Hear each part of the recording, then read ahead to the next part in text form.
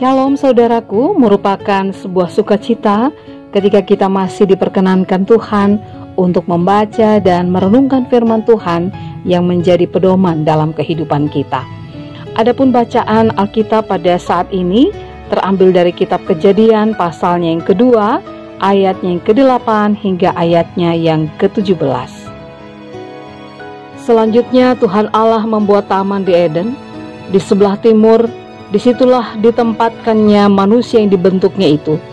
Lalu Tuhan Allah menumbuhkan berbagai-bagai pohon dari bumi yang menarik dan yang baik untuk dimakan buahnya, dan pohon kehidupan di tengah-tengah taman itu, serta pohon pengetahuan tentang yang baik dan yang jahat.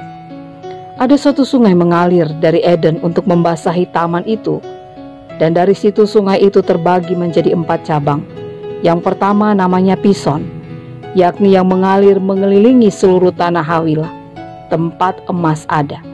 Dan emas dari negeri itu baik. Di sana ada damar bedolah dan batu krisopras. Nama sungai yang kedua ialah Gihon, yakni yang mengalir mengelilingi seluruh tanah Kus. Nama sungai yang ketiga ialah Tigris, yakni yang mengalir di sebelah timur Asyur. Dan sungai yang keempat ialah Efrat.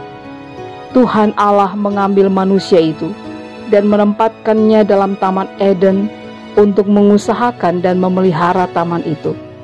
Lalu Tuhan Allah memberi perintah ini kepada manusia. Semua pohon dalam taman ini boleh kau makan buahnya dengan bebas. Tetapi pohon pengetahuan tentang yang baik dan yang jahat itu, janganlah kau makan buahnya. Sebab pada hari engkau memakannya, pastilah engkau mati. Demikianlah pembacaan Alkitab. Bapak, Ibu, saudara-saudari, saya mengajak kita untuk bersama-sama membayangkan sebuah taman di mana taman itu terdapat begitu banyak tanaman yang cantik, pohon-pohon dengan buah yang menarik, dan aliran air yang mengelilingi taman itu. Apa yang kita rasakan? Pasti kita merasakan sebuah kedamaian, sebuah ketenangan.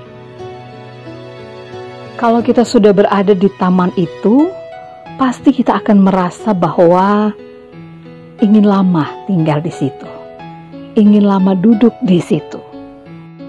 Untuk apa? Pasti untuk menikmati apa yang ada dan terlihat oleh mata kita. Kata Eden memiliki arti kesenangan.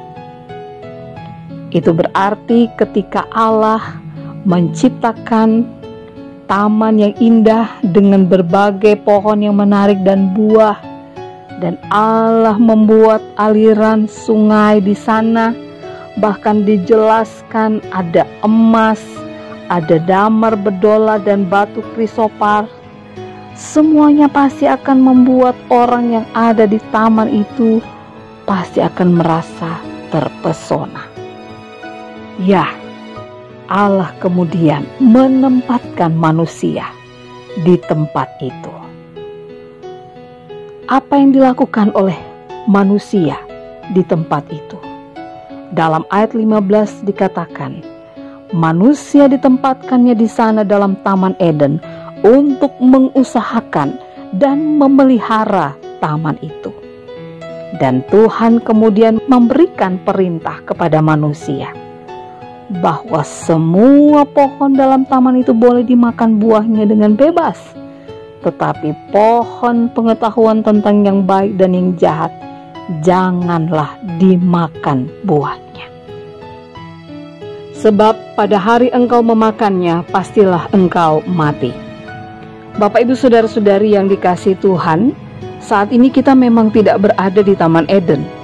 Kita dihadirkan Tuhan di dunia, di mana kita diberikan kepercayaan untuk mengupayakan dan mengelola segala sesuatunya menjadi baik. Masing-masing kita bertanggung jawab. Jika kita menginginkan dunia atau tempat di mana kita tinggal saat ini mendatangkan kebahagiaan dan kesenangan bagi kita. Memang tidak mudah, karena suasananya sudah jauh berbeda dengan Taman Eden. Namun bukan berarti bahwa dunia yang menjadi tempat tinggal kita ini buruk. Sebab jika kita membaca kisah penciptaan, maka Tuhan menyatakan bahwa semua yang diciptakannya baik. Tetapi perlu diperhatikan bahwa semua yang baik dan indah ini jika tidak dikelola dan dipelihara dengan baik, pasti akan datangkan kehancuran. Kita lihat saja sebuah taman. Jika taman itu tidak dipelihara dan dikelola, pasti akan menjadi rusak. Persoalannya, seringkali banyak orang berpikir bahwa sesuatu hal yang baik itu tergantung orang lain, sehingga sikap pesimis menjadi warna yang seringkali terlihat. Mari kita mengubah cara berpikir ini dengan menyatakan bahwa kita adalah pribadi yang Tuhan hadirkan untuk bersama-sama menciptakan kebaikan, kesenangan, atau damai sejahtera di dunia yang Tuhan percayakan sebagai tempat tinggal kita. Mulailah dari diri kita, mulailah dari kehidupan keluarga, gereja, dan masyarakat. Usahakanlah kesejahteraan kota di mana kita tinggal. Karena kesejahteraan kota itu juga akan menjadi kesejahteraan kita.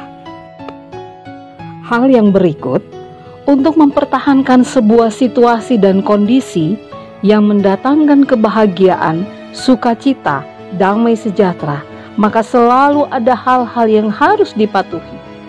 Firman Tuhan mengajarkan bahwa kebebasan itu sendiri pada hakikatnya tetaplah terbatas. Sebab jika tidak, pasti akan berakibat fatal. Saat ini kita semua sedang mempersiapkan diri untuk menghadapi era gaya baru atau hidup normal baru.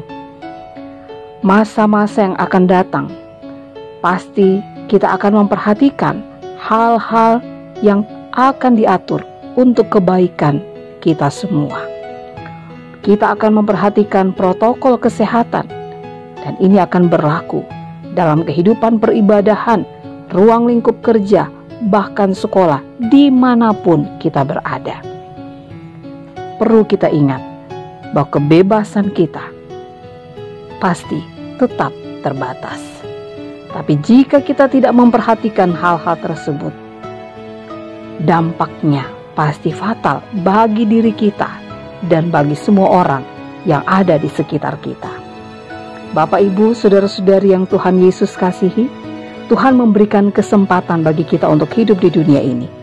Karena itu mari lakukan apa yang bisa kita kerjakan dan upayakan agar Taman Eden kita menjadi tempat yang mendatangkan kesenangan, kebahagiaan, damai sejahtera ini tetap terjaga dan terpelihara.